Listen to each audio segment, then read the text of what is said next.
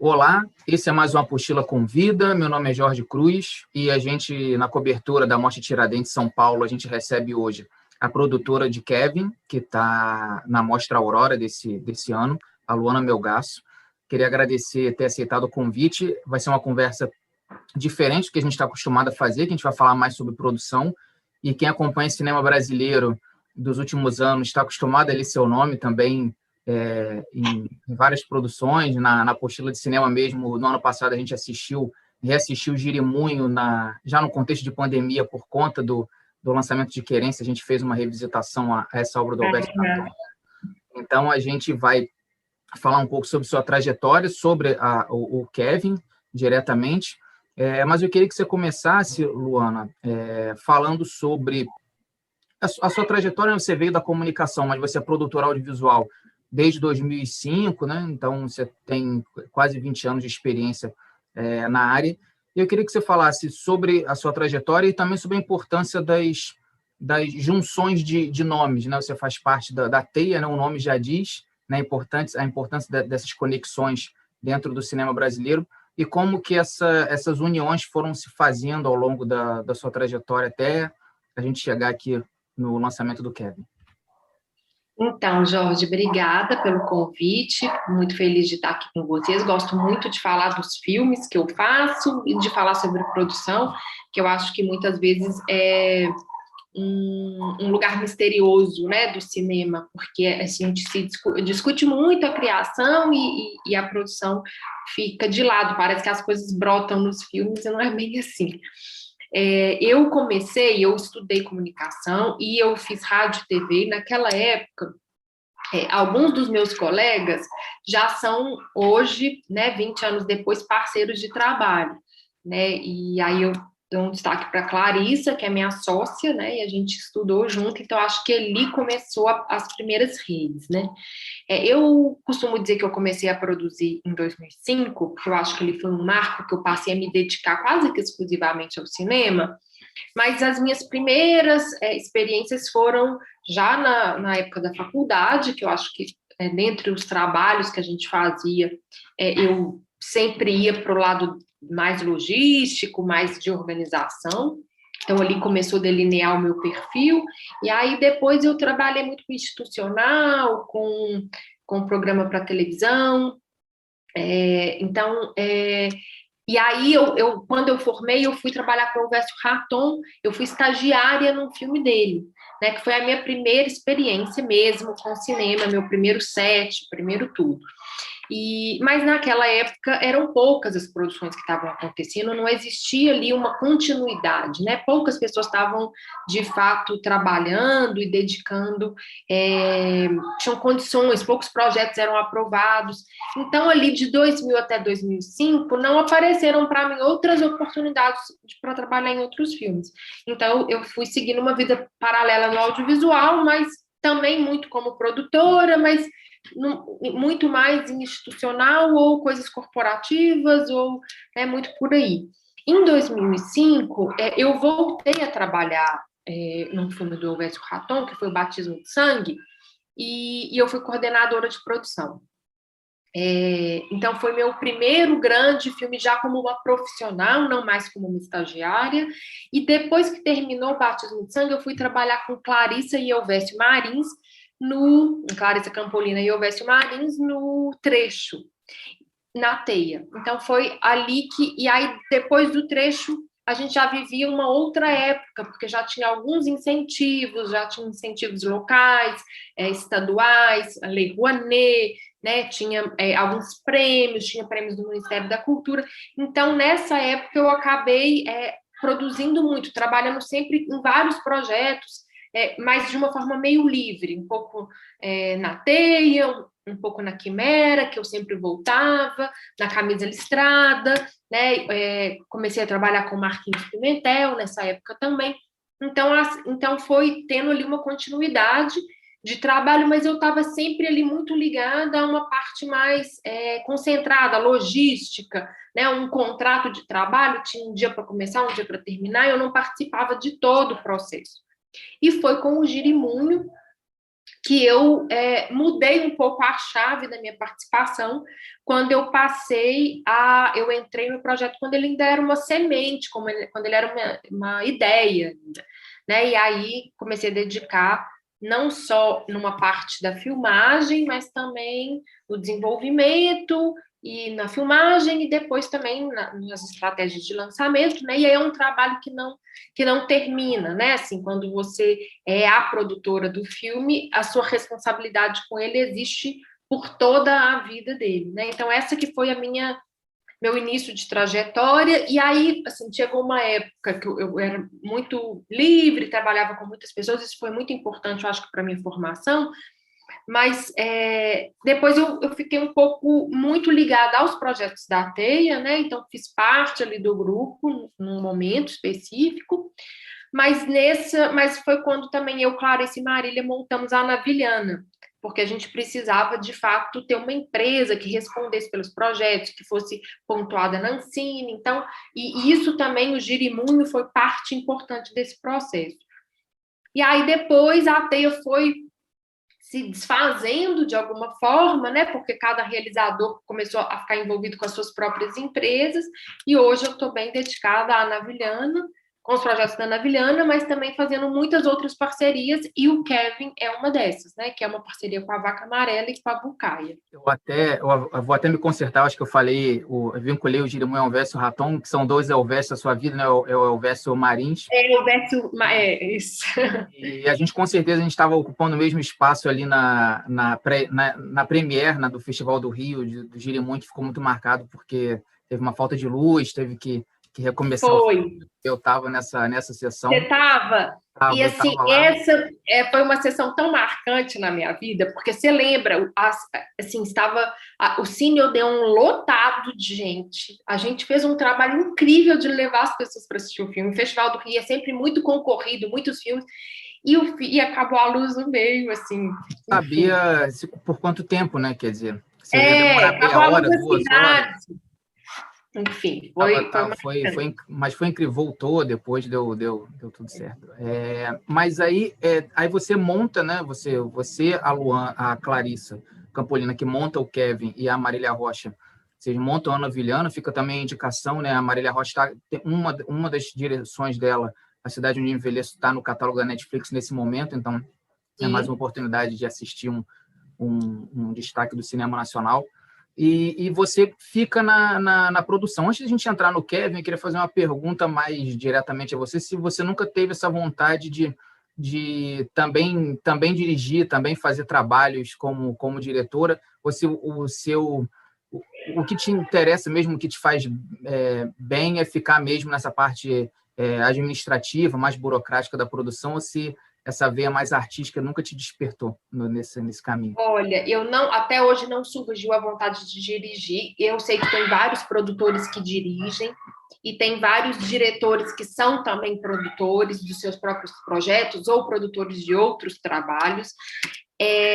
Não me deu essa vontade. E eu acho que a veia criativa eu acabo exercitando na medida do possível na produção. Eu sou uma produtora que tento dialogar muito com a direção, mas eu reservo espaços também para cada função, né? Eu acho que eu me dediquei muito à produção e ali eu encontro a minha utilidade, o meu talento, e eu gosto de dedicar a ele.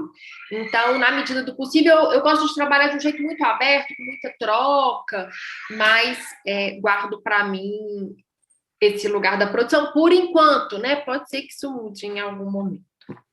Bom, e falando então diretamente sobre o Kevin, queria que você falasse como que você chegou ao projeto, né? Porque é um projeto de vida da Joana, né? Ela se coloca como ferramenta da narrativa, então também ela, eu imagino que seja algo que esteja na cabeça dela há muito tempo.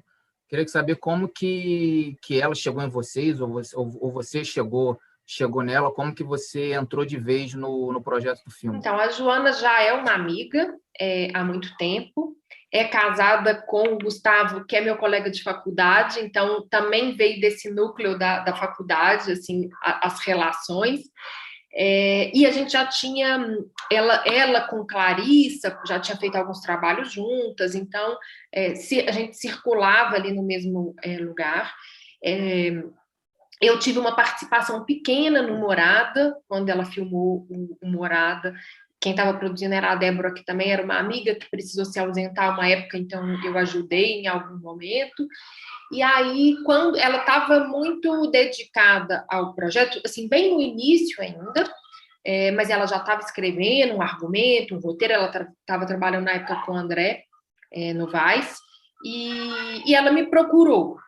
E eu fiquei super envolvida assim, pela proposta dela, por conhecer a Joana e todo o jeito dela muito expansivo, né? E eu via muito ela naquele projeto. É interessante, assim, porque me atrai muito projetos que têm algo muito íntimo com quem está criando, né? Assim, eu não sou a produtora que propõe. Existem muitos produtores que trazem roteiros, que buscam livros, que buscam adaptações. Eu não, eu sou muito movida pelo desejo dos outros.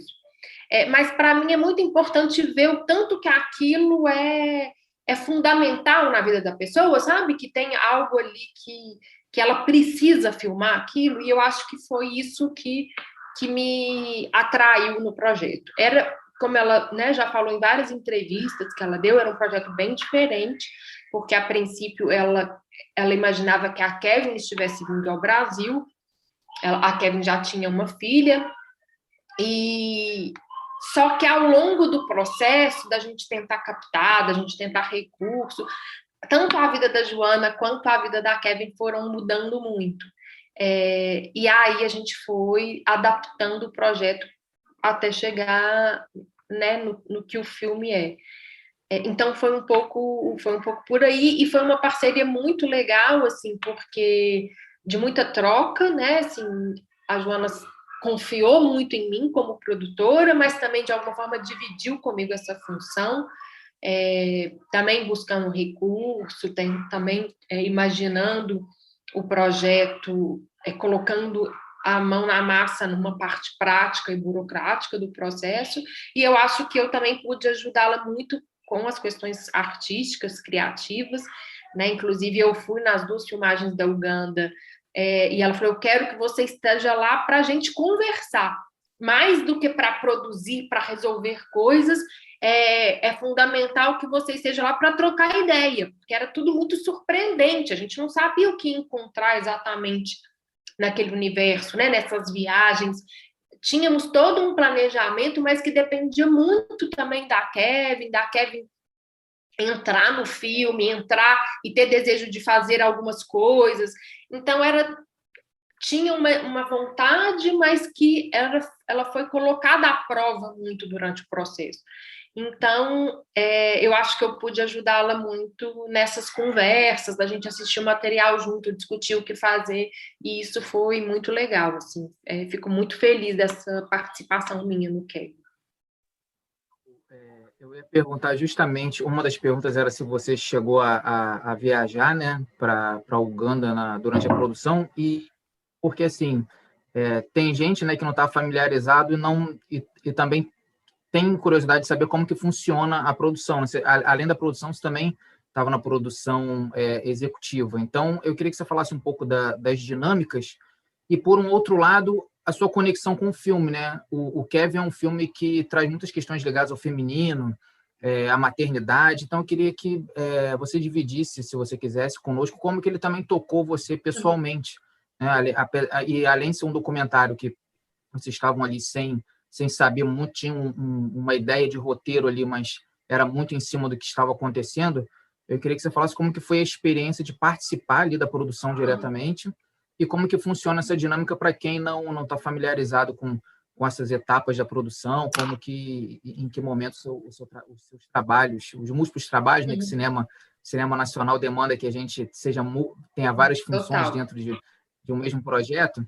Então, como que funciona essa dinâmica e como que foi essa sua vinculação até sentimental com a obra, que É quase inescapável Sim, de ter. Né? eu dei muita aula, muita oficina de produção, então eu tento explicar a produção no sentido de que cada obra ela exige uma configuração para que ela aconteça. Né? E isso vai depender tanto da narrativa quanto do recurso que você tem. Então, eu posso dizer assim que a minha atuação nos filmes depende muito de cada situação.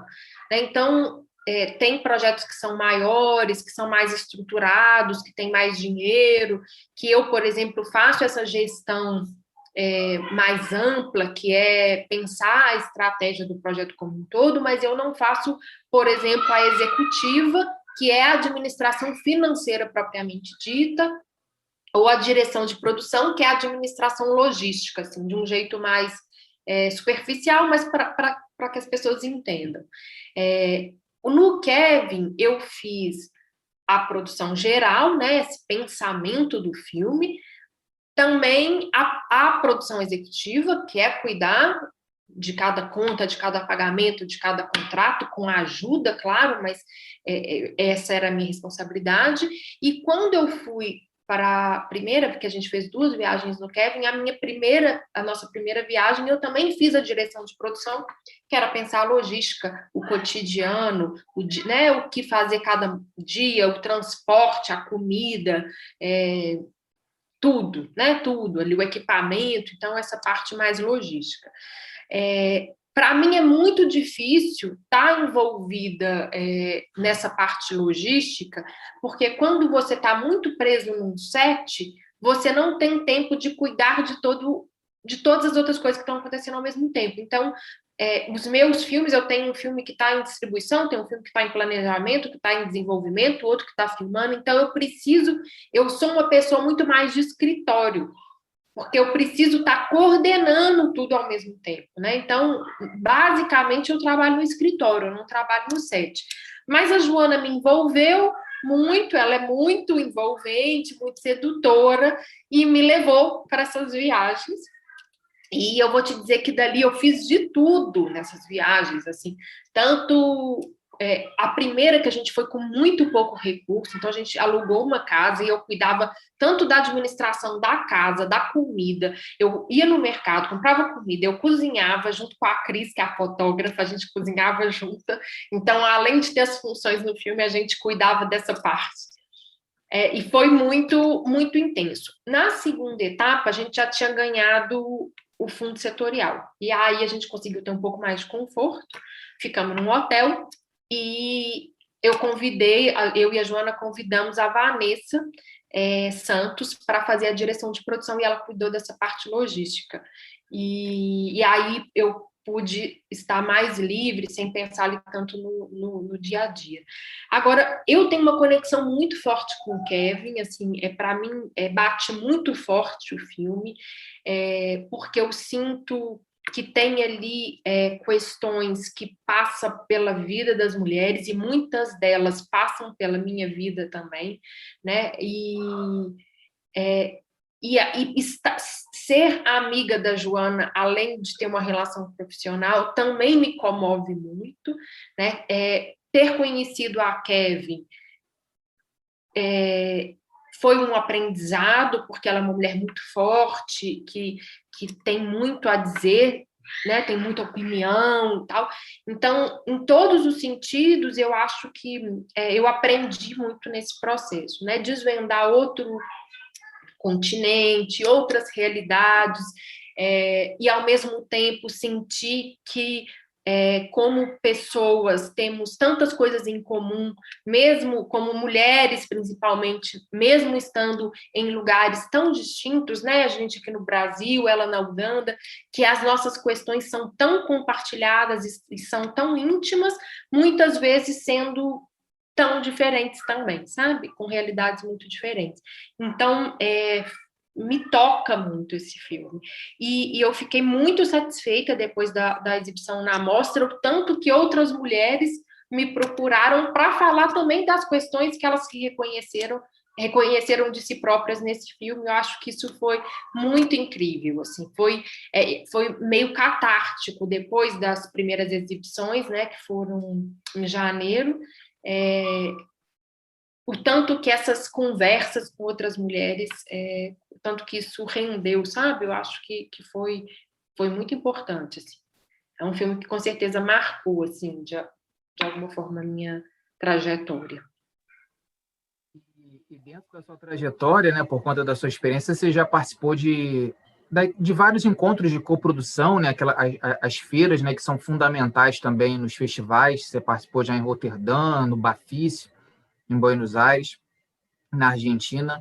E aí são duas perguntas, né? Primeiro, eu queria que você falasse sobre a produção brasileira, né, ao longo desses últimos anos, né, desde que você se profissionalizou, se houve alguma mudança na receptividade, se mudou e já se tornou a se alterar agora, e a falta que a ausência dos festivais presenciais provoca o impacto dentro dessa rede de produção, né? A gente fala muito das exibições do filme, e isso os festivais conseguiram se adequar bem, né? Os festivais estão acontecendo, mas esses encontros para discutir produção, principalmente para fazer esse networking relacionado a coproduções possíveis, o impacto, né, da pandemia, eu acredito que seja mais forte. Queria que você falasse sobre a visão, né, sobre o nosso cinema nos últimos anos e também sobre esse impacto da ausência dos festivais presenciais. Olha, eu tive a sorte de me formar enquanto produtora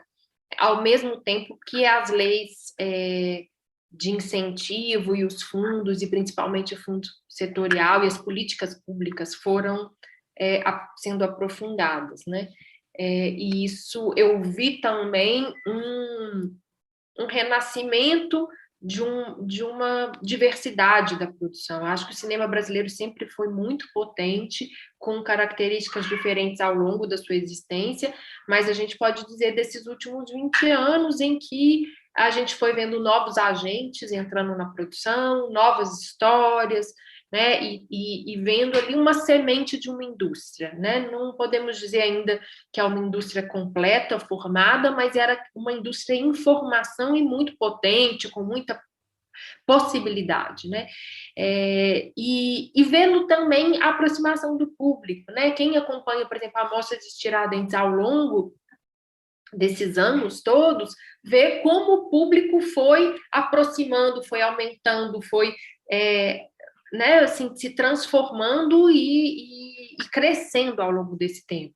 Né, a gente teve a lei da TV a cabo ali 2012, 2013 em diante, em que os filmes e séries brasileiras passaram a ser produzidos e exibidos em TV, e deixou de ser estranho o cinema brasileiro para muitos brasileiros, passou a ser parte da vida das pessoas. Então, isso foi muito incrível, e hoje estamos vivendo um momento muito difícil ainda, a gente está ainda produzindo, porque é resultado de anos anteriores, mas a gente vê ali uma possibilidade de estagnação, né?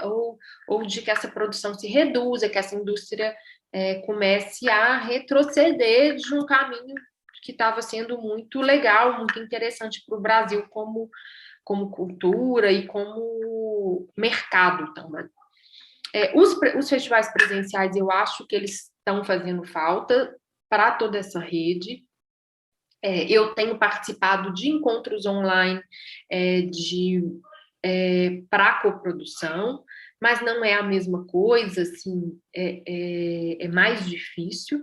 Eu acho também que tem uma coisa da nossa instabilidade política, num geral, e isso refletindo muito fortemente na política pública voltada para o cinema, a gente está deixando de ser um país desejado e confiável para se fazer negócio.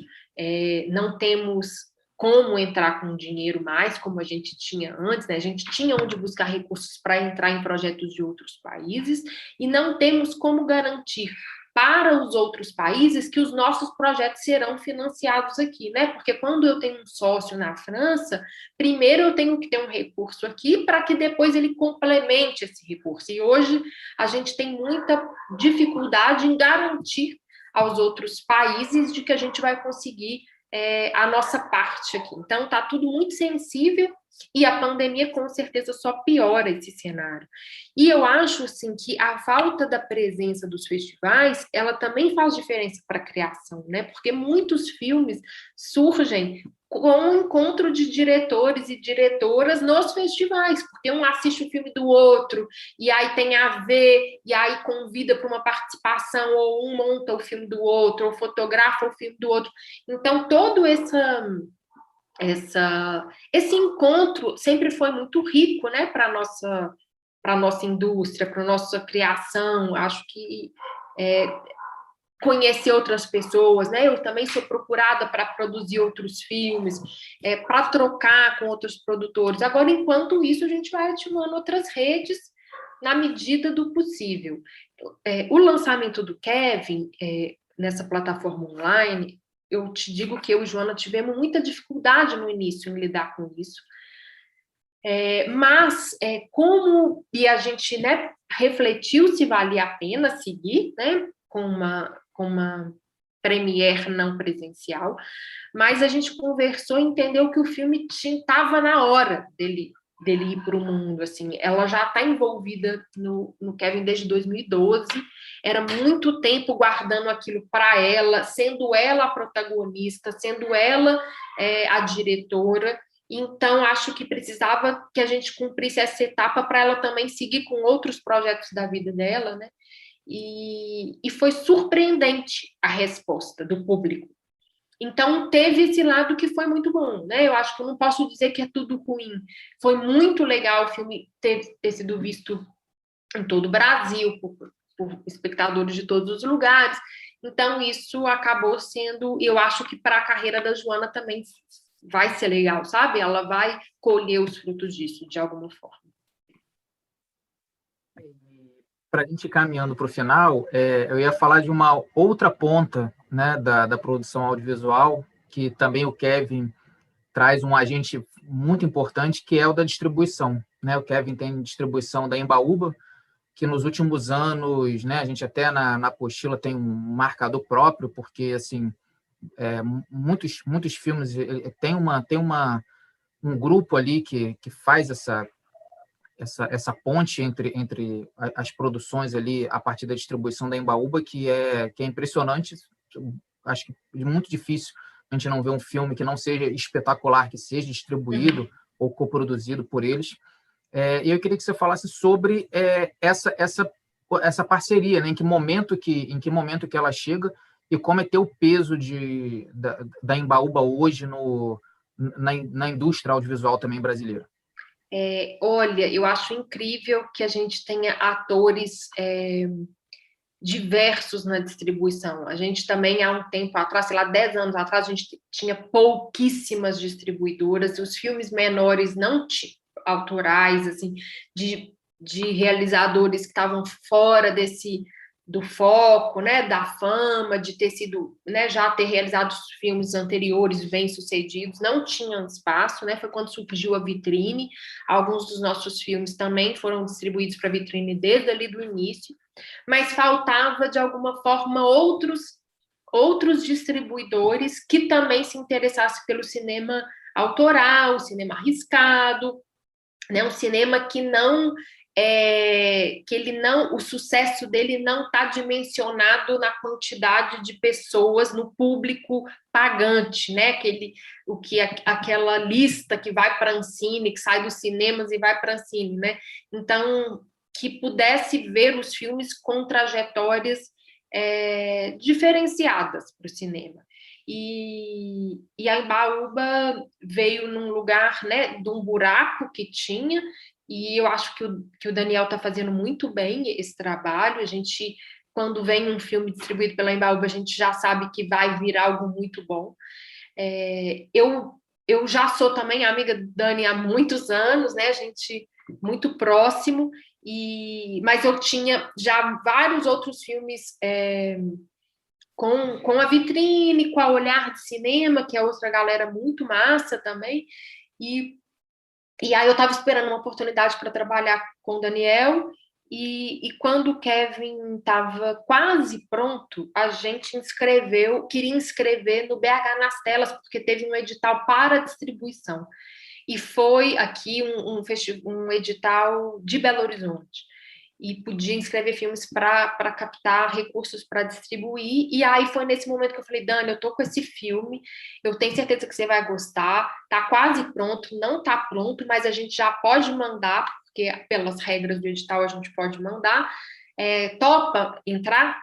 E aí ele assistiu, gostou, entrou, e aí estamos aí fazendo planos, tentando entender o que a gente vai fazer com pandemia, sem pandemia, né? No caso das salas de cinema voltarem a funcionar ou das salas de cinema não voltarem, por um tempo mais expandido, mas fazendo planos já para o filme. E é muito bom essa parceria, é muito bom ter alguém para discutir as estratégias do filme a partir da distribuição, né? Isso vem com uma força assim para a gente e traz muita segurança ter esse diálogo. Isso é fundamental. Fico muito feliz de ter esse selo lá no nosso filme.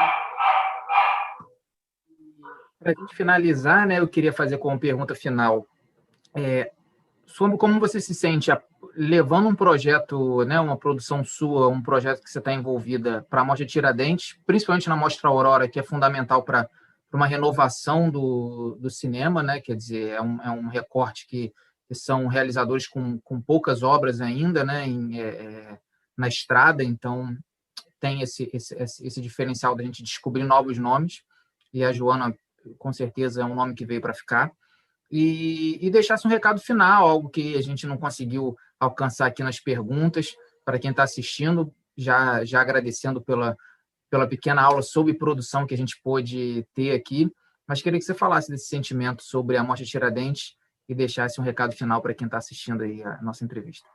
Olha, a mostra, ela tem uma força de formação de mais de uma geração, né, no cinema. Então, aqui em Minas, especificamente, eu acho que todo mundo pode dizer que se formou indo para a Mostra de Tiradentes, né, e conhecendo ali o trabalho de realizadores do Brasil inteiro, né, uma mostra que sempre teve uma dedicação com a curadoria, que a gente precisa valorizar muito.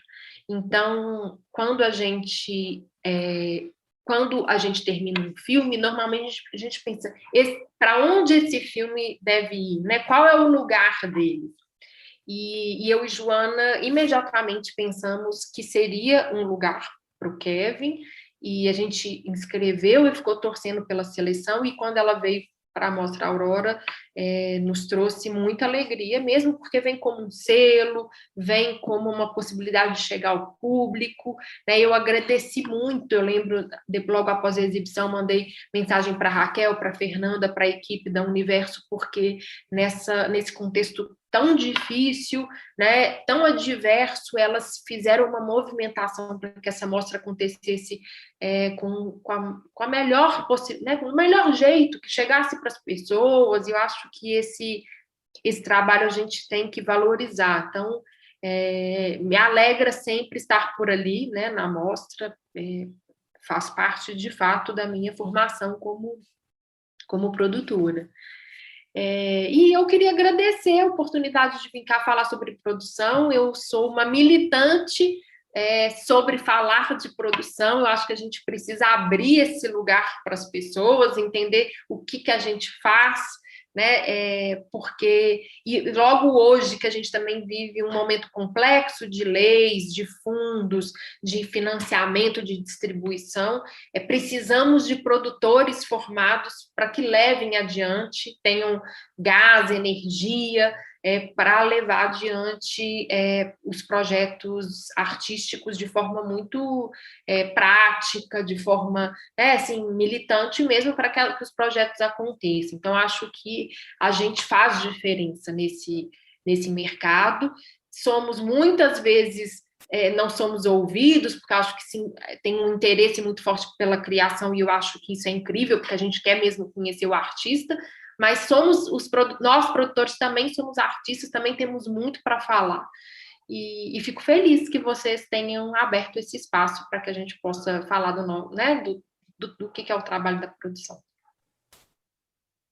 Que agradece pelas suas palavras. Queria estender os elogios da Universo Produção também por parte da Apostila. Realmente, eles conseguiram fazer um evento não apenas na logística ali do online, mas também no trato acredito que com os realizadores e com as equipes tenha sido o mesmo do que com a imprensa, de não ter dia, não ter hora. Foi uma experiência assim, como se a gente estivesse mesmo lá. Eu acho que eles conseguiram transportar essa questão do pessoal também para o online. Então, queria agradecer. A gente está chegando na reta final da cobertura da nossa Mostra Tiradentes. É a nossa penúltima entrevista. A gente lança no último dia a entrevista com as diretoras do Abjetas 288, que venceu a Mostra Foco.